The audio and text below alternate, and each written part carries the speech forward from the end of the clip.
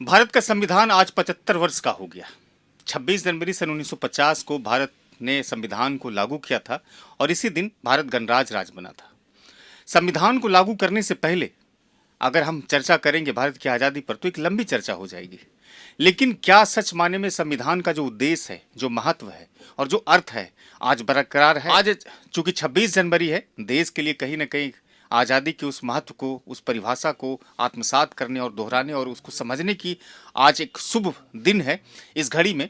तो आज हम इस वीडियो में चर्चा करेंगे संविधान के महत्व को और आज़ादी के महत्व को। तो हमारे साथ खास मेहमान हैं इस बातचीत के डॉक्टर तनवीर हसन साहब, जो कि सामाजिक कार्यकर्ता हैं और पेशे से चिकित्सक भी हैं। 75 वर्ष का संविधान हो गया डॉक्टर साहब आज, और संविधान के महत्व को जब हम समझते हैं, आज़ादी को समझते हैं, तो कहीं ना कहीं रुहासा भी हो जाते हैं कि संविधान को लागू करने से पहले हमारे स्वतंत्रता संग्राम में जो सेनानी ने खून बहाया था उसके महत्व को शायद आज लोग भुला रहे हैं। देखिए, सबसे पहले तो मैं तमाम हिंदुस्तानियों को गणतंत्र दिवस की मुबारकबाद देता हूँ, हार्दिक बधाई देता हूँ। आज़ादी कोई मूंगफली थोड़ी है कि खाए तोड़ करके और जो है तो खा लिए हो गया। आज़ादी के लिए खून बहानी पड़ती है, आज़ादी के लिए कुर्बानी देनी पड़ती है, और हमारे पुरखों ने दिया है और ये साबित किया है कि आज़ादी यूं ही नहीं मिलती, आज़ादी के लिए बलिदान देना पड़ता है। तो ये कोई नई बात नहीं है। ये तो अभी आप मौजूदा दौर में देख लीजिए, फ़लस्तीन लड़ रहा आज़ादी के लिए। क्या आपको दिख रहा है वो कीमत क्या अदा कर रहा है? जान की कुर्बानी दे रहा है, नजराना पेश कर रहा है। तो आज़ादी तो खून मांगती है। सुभाष चंद्र बोस ने कहा था कि तुम मुझे खून दो, मैं तुम्हें आज़ादी दूंगा। लेकिन आज बड़े प्रबुद्ध लोग कहते हैं, जो बड़े संविधान को जानने वाले लोग हैं, जो सामाजिक रूप से बड़े आंदोलन चलाए हैं उसने, वो लोग कहते हैं कि संविधान के मूल आत्मा के साथ छेड़छाड़ हो रहा है, संविधान को बदलने की साजिश की जा रही है इस देश के भीतर में। देखिए, संविधान से ही तो हम और आप सब एक हैं, कानून को मान रहे हैं। संविधान के तहत ही सब कुछ चल रहा है।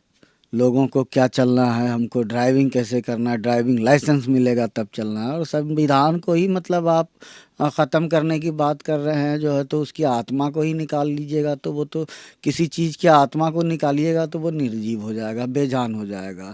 और बेजान जब हो जाएगा तो भाई संविधान जब बेजान हो जाए तो देश में अफरा तफरी का आलम हो जाएगा।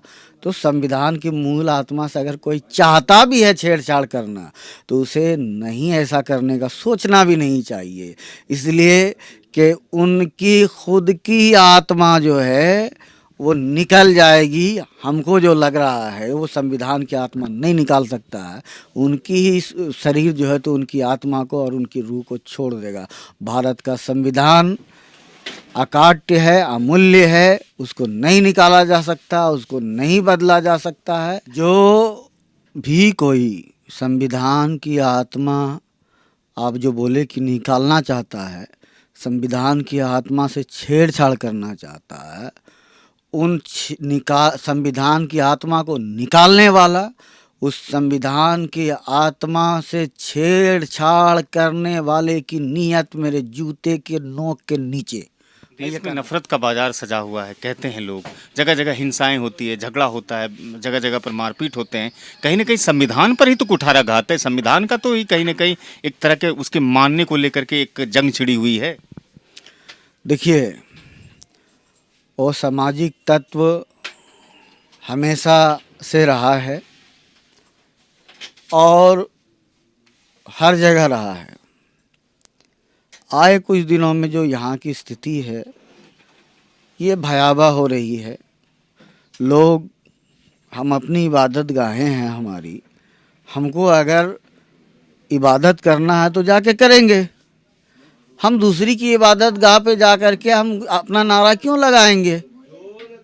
हमारे पास तो अपनी इबादत गाह है ना। तो ऐसा ये सारी हरकतों से नहीं लगता है कि आज़ादी पर भी हमला है, संविधान पर भी हमला है? देखिए, नहीं, वो संविधान का कुछ जो है ना, राय बराबर भी बाल बाका नहीं कर पाएगा, बल्कि संवैधानिक बुलडोजर के अंदर वो चल के पिस जाएगा और मलिया मेट हो जाएगा, उसका खाक में मिल जाएगा। देश के भीतर इतनी नफरत जाति, मजहब, धर्म को लेकर के क्यों छिड़ी हुई?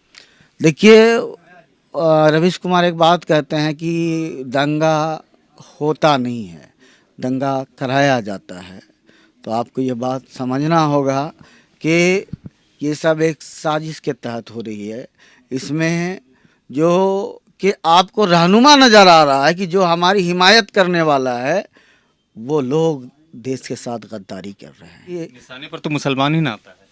देखिए, निशाने पर, चाहे कोरोना हो जाए या कुछ भी हो जाए, सब जगह निशाने पर मुसलमान हैं। देखिए किसी के निशाने पर लेने से किसी क्या उखाड़ लिए आप। गोदी मीडिया दिन रात चिल्लाते रहा कि फलां जगह से कोरोना फैल गया, फलां जगह से फैल गया। हकीकत सामने आई ना, देर आई। तब तक तो नुकसान हो जाता है ना डॉक्टर साहब।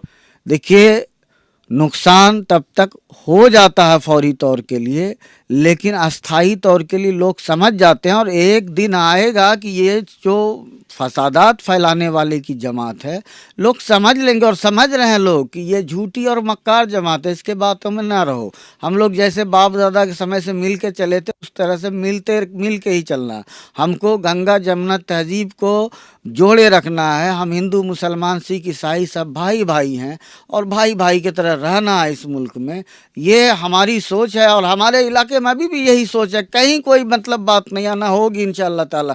कहीं कहीं देश में ऐसा सुनते हैं आप, क्योंकि इंटरनेट का ज़माना, वीडियो वायरल होता है, फ़ौरन यहाँ से वहाँ नाचने लगता है, मामला हालात ख़राब होने लगता है। लेकिन हकीकत ये है कि अब भी जो है हम 90% लोग हिंदुस्तानी अपना गंगा जमुना तहजीब को कायम रख के इस हिंदुस्तान में, इस मुल्क की तरक्की चाहते हैं। हम टूटना नहीं चाहते हैं। क्या ये संविधान सही कहता है कि आप पाकिस्तान चले जाओ, आप वहाँ चले जाओ? ये संवैधानिक भाषा है?